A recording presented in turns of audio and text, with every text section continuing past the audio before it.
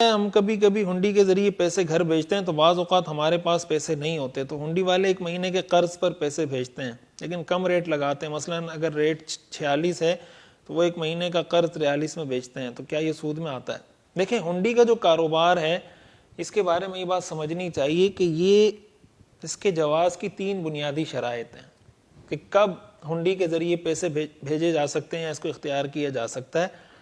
پہلی شرط یہ ہے کہ دونوں عوضین میں سے کسی ایک پر مجلس عقد میں قبضہ کر لیا جائے،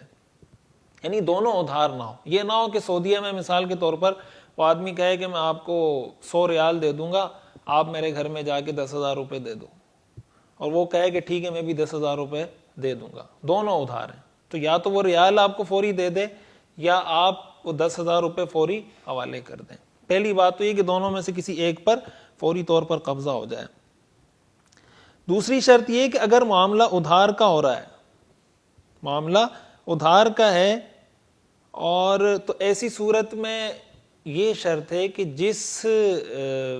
جو اس وقت بازار میں اس پیسے کی یا اس ریال کی قیمت ہے اسی قیمت پر اس کو بیچا جائے، کم زیادہ نہ کیا جائے مدت کی وجہ سے، کہ چونکہ یہ ادھار ہے جیسے آپ نے اس میں لکھا ہے کہ مدت اس میں زیادہ ہوتی ہے تو اس کا ریٹ کم زیادہ کر دیے جاتے ہیں، اس طریقے سے اگر کرے گا تو یہ جائز نہیں ہوگا۔ تیسری شرط اس میں یہ ہوتی ہے کہ حکومت کی طرف سے قانوناً اس کی اجازت ہو، اگر قانوناً وہ ممنوع ہے تو پھر بھی اس طرح کا معاملہ کرنا جائز نہیں ہے۔ لیکن یہ بات یاد رکھنی چاہیے کہ جو پہلی 2 شرائط ہیں کہ ان مجلس عقد میں کسی ایک عوض پر قبضہ کر لیا جائے، اور اگر ادھار ہے تو اسی مارکیٹ جو اس کا آج کا مارکیٹ ریٹ ہے اس پر اس کو بیچا جائے، ان میں سے اگر کوئی ایک شرط بھی مسنگ ہوگی تو یہ معاملہ ناجائز ہو جائے گا اور سودی معاملہ کہلائے گا۔ اور اگر پہلی دونوں شرطیں موجود ہیں، صرف تیسری شرط یعنی صرف قانونی ممانعت ہے، باقی آپ کا سارا کام دوسری شرائط کے مطابق ٹھیک ہے، تو اس سے آپ کی انکم تو حرام نہیں ہوگی لیکن بہرحال یہ کام کرنا یہ جائز نہیں ہوگا۔